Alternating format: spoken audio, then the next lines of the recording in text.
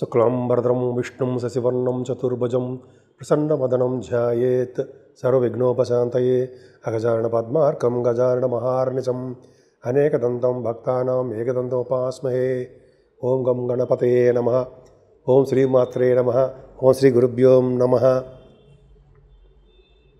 మా ఆది ఆస్ట్రాలను చూస్తున్నటువంటి మీ అందరికీ, అలాగే ఫారిన్ కంట్రీస్లో ఉంటూ నాకు ఫోన్ చేస్తున్నటువంటి మీ అందరికీ కూడా పేరు పేరున నా హృదయపూర్వక నమస్కారాలు. ఇప్పుడు మనం 1 మే 2025 నుంచి 31 మే 2025 అంటే ఈ మే నెల మొత్తం కూడా ఎలా ఉండబోతున్నాయి ప్లానెటరీ పొజిషన్స్ 12 రాసుల వాళ్ళకి తెలుసుకుందామండి. అత్యంత అద్భుతమైన మాసం వైశాఖ మాసం మే నెలలో వచ్చింది. అంతేకాకుండా 3 గ్రహాలు కూడా ఈ నెలలో మారబోతున్నాయి, చెప్పుకుందామండి.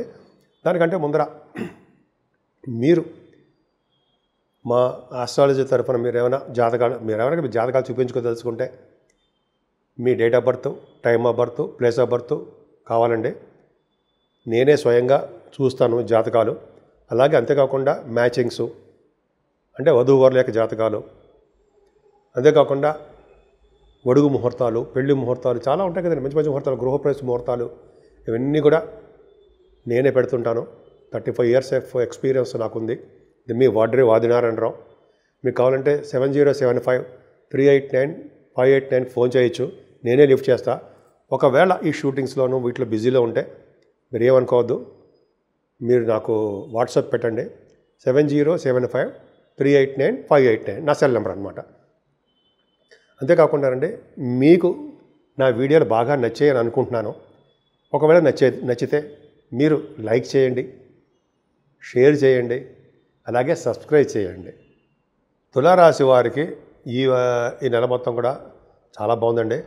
ముఖ్యంగా మీ రాశి కంటే మీ రాశిని ఇంతకుముందు గురుడు చూస్తున్నాడు, ఇప్పుడు గురుడు చూస్తున్నాడు, ఇంతకుముందు చూడలేదు. గురు ప్రభావం మీ రాశి మీద ఉంది. 15వ తారీఖు నుంచి ఓ సంవత్సరం పాటు ప్రశాంతమైన వాతావరణంలో హాయిగా స్వేచ్ఛగా తెలివితేటలుగా జర్నీస్ చేస్తూ ఆనందోత్సవాలతో మీరు ఉండి తీరుతారు. ఇప్పుడు నేను ఉండలేదా అంటారు, ఉంటారు, కానీ ఏదో ప్రాబ్లమ్స్ ఏదో చిన్న చిన్నవి ఉంటాయి. కానీ గురుడుగా చూస్తున్నాడంటే ఆ రూటే వేరబ్బా, అలా ఉంటారన్నమాట మీరు.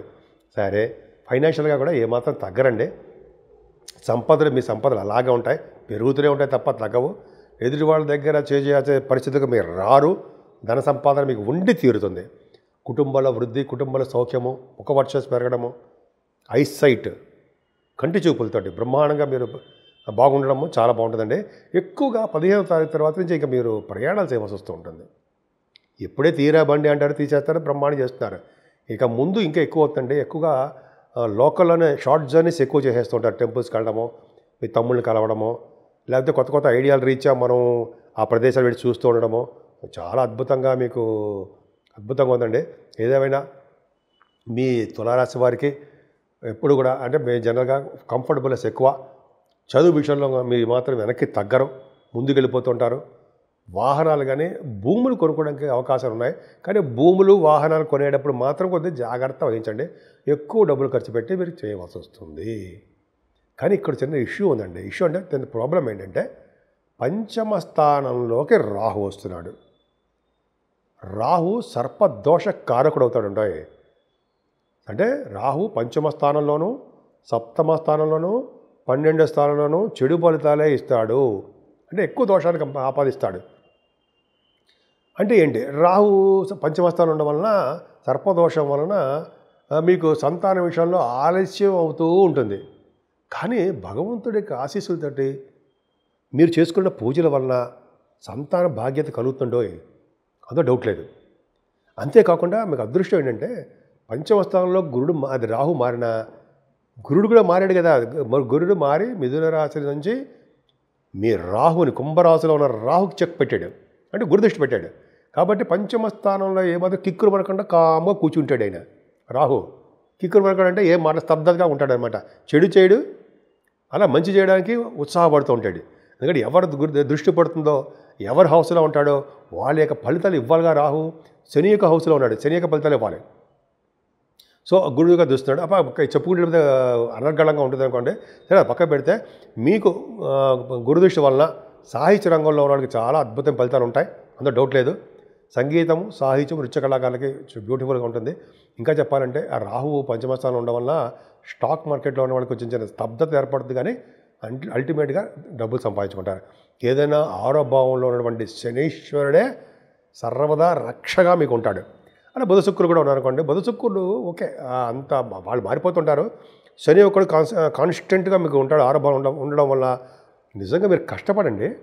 లేడీస్కి ఆడవాళ్ళకి చెప్తారండి, గవర్నమెంట్ ప్రొఫెషన్లో ఇంటర్వ్యూస్కి వెళ్ళినా, ఎగ్జామ్స్ రాసిన, సివిల్ సర్వీసెస్ కానీ గ్రూప్స్ కానీ మీరు వాటి అటెండ్ అయినా విజయం సాధిస్తారండి. అవి అంటే చాలామంది వాళ్ళ జాతకాలు ఇచ్చా గవర్నమెంట్ ఉద్యోగాలు రావడానికి, గవర్నమెంట్ ఇప్పుడే ప్రభుత్వ రంగ సంస్థల్లో ఉద్యోగాలు రావడానికి, అఫీషియల్ స్టేటస్లో ఉండడానికి అవకాశాలు ఎక్కువ. అంతేకాకుండానండి ఆరో భావంలో శని ఉన్నాడంటే రోగాల వల్ల వచ్చే భయాలు కానీ, శత్రువుల వల్ల వచ్చే అపవాదులు కానీ, భయాలు కానీ తొలగిపోతూ ఉంటాయి. శని ఆరో భావంలో ఉన్నాడంటే కొద్దిగా కోర్టు రిలేటెడ్ సంబంధించిన వ్యవహారాల్లో కానీ, లా సంబంధించిన విషయాల్లో కానీ విజయం సాధిస్తారు.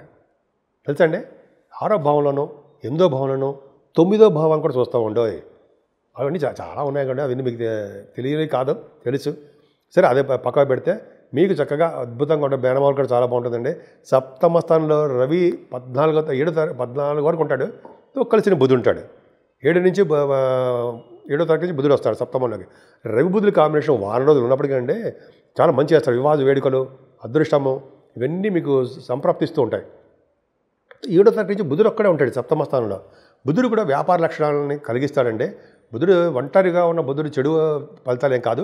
బుధుడు ఏం చేస్తుంటాడంటే బుద్ధి బలాన్ని కలిగిస్తుంటాడు. ముఖ్య అది పక్క పెడితే బుద్ధి బలం తర్వాత సంగతే. ముందు భార్య భర్తల యొక్క అనురాగ దాంపత్య జీవితం కలిగిస్తాడు. ఒకరి పట్ల ఒకరి ప్రేమానురాగాలు కలిగేట్ చేస్తూ ఉంటాడు. దీన్నే అంటే అర్థం ఏంటంటే సప్తమ స్థానాన్ని కళత్ర స్థానం అని, విజయస్థానం అని అంటాం కదా. అది వ్యాపార అభివృద్ధి కలుగుతూ ఉంటుంది, విజయం సాధిస్తూ ఉంటారు, కొత్త వ్యాపార అభివృద్ధి కలుగుతుంటుంది. కానీ ఇంకా ఏంటరా కానీ అంటారు కదా. కానీ సప్తమాధిపతి రెండు కుజుడు నీచ స్థితిలో ఉన్నాడు. కొద్దిగా సుబ్రహ్మణ్య సమారాధన చేసుకోవాల్సిందే. ఆయన్ని చేసుకోవడం వల్ల మీ వ్యాపారాల్లోనూ, ఆయనకి చేసుకోవడం అంటే ఆయన పూజించడం వల్ల వ్యాపారాల్లోనూ, దగ్గరకు వచ్చిన సంబంధాలను అయిపోయినా కూడా వాటిని మరి సక్సెస్ చేయడంలో బ్రహ్మాండంగా ఉంటుందండి. అష్టమ స్థానంలో రవి తప్పే మరి అనారోగ్య సమస్యలు సృష్టిస్తూ ఉంటాడు. అంటే కొద్దిగా హెల్త్ ప్రాబ్లమ్స్ అంటే అనారోగ్య హెల్త్ ప్రాబ్లమ్స్ ఇష్యూ చేస్తుంటాడు. ప్రతిదీ కూడా చిన్న ఇబ్బంది కలిగిస్తూ ఉంటాడు. ఎక్కువగా ముందుకు వెళ్ళలేకపోతుంటారు మీరు. చాలామంది ఇబ్బంది అంటే అనేక రకాలుగా మీకు ఇబ్బంది కలుగుతూ ఉంటాయి అని చెప్పి అంటాం, కరెక్ట్గా అంతే. కానీ ఇంకో చెప్పేవాడు ఉండే ఒక శాస్త్రంలో ఏం చెప్తుందంటే అష్టమంలో రవి ఉన్నా కూడా ధనప్రాప్తిని కలిగిస్తూ ఉంటాటండో. అదొకటి ఉంది, ధనానికి లోటు చేయట. ఆరోగ్య విషయంలో కొద్దిగా ఎక్కువ కాలం ఉండేట్టుగా చేస్తుంటాడు. ఆరోగ్యం ఎక్కువ కాలం ఉండేటంటే ఆయుష్ అనమాట. సో ఏదేమైనానండి అష్టమంలో ఉన్న రవి మంచివాడు కాదు కాబట్టి మనం ఏం చేద్దాం అంటే 15వ తారీఖు వరకు రవి ఉంటాడు కాబట్టి, గురుడు ఉంటాడు కాబట్టి 15వ తారీఖు వరకు నడిచిపోతుంది బ్రహ్మాండంగానే. గురుడు పక్కకి వెళ్తున్నాడు కదా, రవి ఒక్కడే ఉంటాడు 15వ తారీఖు నుంచి. మరి రవి ఒక్కడే ఉంటే అలా ప్రాబ్లం కదా. అందుకని సూర్యభగవానుడు నమస్కార ప్రియుడు. సూర్యభగవాను ఎర్రటి పుష్పాలతో అర్ఘ్యం ఇవ్వడము, ఆదిత్య హృదయం చేయడము, సూర్య నమస్కారాలు చేయడము, యోగాసనాలు వేయడం వల్ల, గాయత్రి మంత్రం చేయడం వల్ల మంచి అభివృద్ధికరంగా ఉంటుంది. అష్టమ స్థానంలో ఉన్నటువంటి రవి యొక్క దోషం పోతుంది. తర్వాత భాగ్యస్థానం గురించి చెప్పుకుందామండి. భాగ్యంలో గురుడు ఎన్నాళ్ళ నుంచి అష్టమంలో గురుడు అంటే చాలా ఇబ్బంది కలిగించాడు. ఇక నుంచి భాగ్యంలోకి మారుతున్నాడు. మీ రూటే మారిపోతుంది.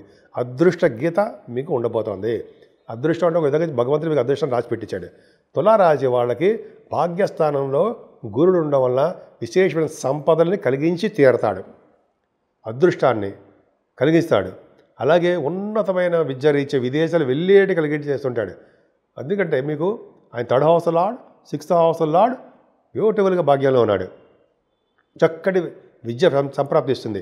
భాగ్యంలో గురుడు ఉన్నాడంటే ఆడిటర్స్కి, వేద పండితులకి, ఆగమశాస్త్ర పండితులకి, అలాగే లెక్చరర్స్కి, ప్రొఫెసర్స్కి, అడ్వకేట్స్కి, డాక్టర్స్ ఉన్న వాళ్ళకి భాగ్యస్థానం బ్రహ్మాండంగా ఉండాలి. వాళ్ళకి సంపదలు పెంచుతాడు భగవంతుడు. అలాగే గురువుగారితోటి, పీఠాధిపతులతోటి మీరు దూర ప్రాంత ప్రయాణాలు చేయడము, నైమిసారణ్య యాత్రలు చేయడము, అలాగా గంగా స్నానాలు చేయడము చాలా చాలా అద్భుతంగా ఉందండి. ఇక చెప్పుకుంటే వెళ్ళిపోతే అనర్గళంగా ఉంటుంది. ముఖ్యంగా కుజుడు కుజుడు కూడా మీకు నీచ స్థితిలో ఉన్నాడండి. సప్తమాధిపతి ఇందా చెప్పాను కదా మీకు. కుజుడికి పూజలు చేయించుకోండి. కుజుడు పూజలు చేయించుకోవడం వల్ల మీకు వ్యాపారాభివృద్ధి బాగుంటుంది. రియల్ ఎస్టేట్ రంగంలో డబ్బు సంపాదించుకుంటారు. అన్నిటికీ గొప్ప అదృష్టం తెలుసాండి మీకు. కేతువు కూడా ఒక అదృష్టవంతుడే, మీకు అదృష్టాన్ని ప్రసాదించేవాడే. గురుడు ఎలాగ అదృష్టాన్ని ప్రసాదిస్తున్నాడో, శనైశ్వరుడు ఎలాగ అదృష్టాన్ని ప్రసాదిస్తున్నాడో, నేను మాత్రం తక్కువ అని చెప్పి ఆయన కేతువు 11వ భావంలో ఉండడం, మిత్రక్షేత్రంలో ఉన్నటువంటి సింహరాశిలో ఉండము, అగ్నితత్వ రాశిలో ఉండడం వలన బ్యూటిఫుల్ చాలా మంచి చేస్తాడండి మీకు. ఏంటి మంచి చేస్తాడు? ధనయోగాన్ని కలిగిస్తాడు, విశేషమైన సంపదలు కలిగిస్తాడు.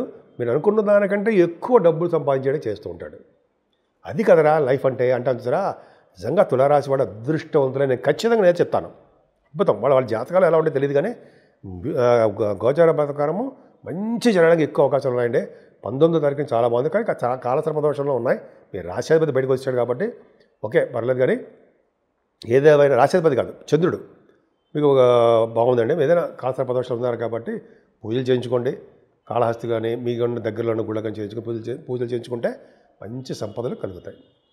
ఇప్పుడు మనం రెమెడీస్ గురించి తెలుసుకుందామండి. 12 రాశుల వాళ్ళు మేషరాశి నుంచి మీనరాశి వారు కూడా ఈ 12 రాశుల వారు ఎలా పూజించాలి, ఏం చేస్తే బాగుంటుంది అంటే మాత్రము చెప్పచ్చు. ఇప్పుడు చెప్పుకోవచ్చండి. ముఖ్యంగా ముందర ఈ నెల దీన్ని వైశాఖ మాసం అంటామండి. చైత్రం తర్వాత వచ్చే మాసం వైశాఖ మాసము. ఇది విష్ణుమూర్తికి చాలా ఇష్టమైన మాసం అనమాట అండి. విష్ణువుని పూజించాలి. అంతేకాకుండా 8వ తారీఖుని మనకి అన్నవరం సత్యనారాయణ స్వామి వారికి కళ్యాణం ఉండి జరగబోతుంది. ఆ స్వామిని విష్ణుమూర్తిని పూజించడం 8వ తారీఖుని. అలాగే 12వ తారీఖు ఉండే పౌర్ణమి. ఈ పౌర్ణమి పూట చేసే దానాలు, వాటి యొక్క ఫలితాలు, వాళ్ళ మహిమలు అంతా ఇంతా కావు. ఈ చైత్రమాసం మొత్తం దానాలు చాలా ఇంపార్టెంట్. 12వ తారీఖు మరింత ఇంపార్టెంట్ ఉంటుందండి. ఏం దానాలు చేయాలి? ఈ నెలలో ముఖ్యంగా చేయాల్సింది జలదానం. అంటే మంచినీళ్ళు, చల్లటి మంచినీళ్ళు దానం చేయడం, చలివేంద్రాలు పెట్టడం, మజ్జిగ ప్యాకెట్లు దానం చేయడం. ఇది మోస్ట్ ఇంపార్టెంట్ అండి. మజ్జిగ అంటే జనరల్గా మనం జలదానం చేస్తాం. తర్వాత గొడుగుల వల్ల ఫలితం చాలా అద్భుతంగా ఉంటుందండి. గొడుగు దానం చేయడం వేదశాస్త్ర పండితులకి, కొంతమంది బ్రాహ్మణులకి, ఎవరికి ఇష్టమైన వాళ్ళకి గొడుగుల దానం. చెప్పులు మర్చిపోకూడదండి. విసిరికరలు అదొకటి, వస్త్రాలు, ఇవన్నీ ఏంటంటే కంపల్సరీగా ఏ చేస్తే చాలా మంచిదండి. అదొక అద్భుతమైన ఫలితాలు మనకి చాలా మనకి వచ్చి తీరుతాయి. అంతేకాకుండా మనం ఈ నెల మొత్తం కూడా ఈ దానాలు చేసుకోవడం 12వ తారీఖుని, అలాగే 15వ తారీఖుని మనకి గురుడు మారుతాడు కదండి. ఈ నెలలో చాలా అద్భుతాలు ఉన్నాయండి. రాహుకేతులు మారడము, గురుడు 15వ తారీఖు మారడం వల్ల సరస్వతి నది పుష్కరాలు వస్తున్నాయి కదా. ఆ సరస్వతి నది పుష్కరాల్లో స్నానం చేయడం వల్ల మరింత ఫలితాలు బ్రహ్మాండం కలుగుతాయి కదా. ఇంకోటి తెలుసండి, శాస్త్రం కొంత నేను చదివిన చోట ఏంటంటే, మనం వీటి నదీ స్నానాలు వెళ్ళి స్నానాలు చేసేసిన తర్వాత అక్కడ పట్ట పిండేసుకోకూడదు. మనం కట్టుకునే బట్ట అలా ఒడ్డు వరకు వచ్చిన తర్వాత ఆ నీళ్లు కారనివ్వాలట. ఎందుకు? ఆ నీళ్ళనే దేవతలో తనకి ఎవరో ఉండండి వాళ్ళు స్వీకరిస్తారట. అది ఒక కదా పితృదేవతలు అన్నారు అది వాళ్ళు. అందుకని నాకు గురువుగారు వాళ్ళు చెప్పడం నేను విన్నాను. అందుకని మనం నదీ స్నానం చేసి వచ్చిన తర్వాత గబాగా పిండేసుకోకుండా బయటకు వచ్చిన తర్వాత అప్పుడు వాటిని పిండుకుంటే మంచిది, తడి బట్టలని. అదొకటండి. అదొకటి చాలా పవర్ఫుల్. నదీ స్నానం, పుష్కర నదీ స్నానం, పైగా సరస్వతి నదీ స్నానం అంటే జ్ఞానాలకి మారిపోయి రావడే కదండి. జ్ఞాన సంపద సరస్వతి దేవి పుష్కరాలలో స్నానం చేయడం అత్యంత యోగకరం, అదృష్టం కూడా. ఇంకా లాస్ట్లో హనుమత్ జయంతి అండి. హనుమంతుని పూజించడం వాళ్ళు ఎప్పటికీ కూడా చెడిపోరు. హనుమంతుని పూజించడం వల్ల సకల దేవతలు పూజించినట్టే అంటాం కదండి. హనుమంతుడు ఆంజనేయ స్వామిని పూజించడం వల్ల మనకి శనీశ్వరుడు వల్ల వచ్చే దోషాలు పరిహారం అవుతాయని చెప్పి అంటలా పెద్దలు. సో ఈ విధంగా ఆంజనేయ స్వామిని పూజించడము, ఆయనకి ఆ రోజు అప్పాలు, ఇంకా అది కూడా ఒక ఎపిసోడ్ చేసుకుందామండి. అప్పాలు నైవేద్యం పెట్టడము, తమలపాకులు నైవేద్యం పెట్టడము, 11 ప్రదక్షిణాలు చేయడము, ఆయన దగ్గర దీపారాధన చేయడము, ఇవన్నీ ఆయన యొక్క ఆశీస్సులు తీసుకోవడం వలన మనకి ఎటువంటి గ్రహాల వల్ల వచ్చే దోషాలన్నీ కూడా పరిహారం అవుతాయండి. అంతేకాకుండా ఈ నెల మొత్తం కూడా రాహుకేతుల మధ్యలో ఉండిపోవడము గ్రహాలన్నీ, అందుకని అమ్మవారిని పూజ చేసుకోవడం వల్ల. అలాగే కుజుడు సుబ్రహ్మణ్య స్వామి ఆరాధన మర్చిపోకుండా చేయాలంటే, సుబ్రహ్మణ్య స్వామిని పూజించిన వాళ్ళు అసలు ఎక్కడికో తీసుకెళ్ళి కూర్చోబెడతాడు. ఎటువంటి దోషాలు ఎక్కడ కాపాడుతాడండి ఆయన. అద్భుతమైన ఫలితాలు ఉంటాయి. సో ఈ విధంగా 12 రాసుల వాళ్ళకి చెప్పదగ్గ సూచన ఏంటంటే, మనకి ఏ దేవుడు ఇష్టమైతే ఆ దేవుడిని పూజించడం వలన సకల శుభాలు, సకల సౌఖ్యాలు కలగడం కాకుండా మనకి సంపూర్ణ ఆరోగ్యప్రదంగా, ఆనందదాయకంగా, సంతృప్తిగా మనం ఎప్పుడూ ఉంటామని, మీరందరూ ఆయుర ఆరోగ్యాలతో ఉంటారని నేను మనస్ఫూర్తిగా కోరుకుంటున్నాను.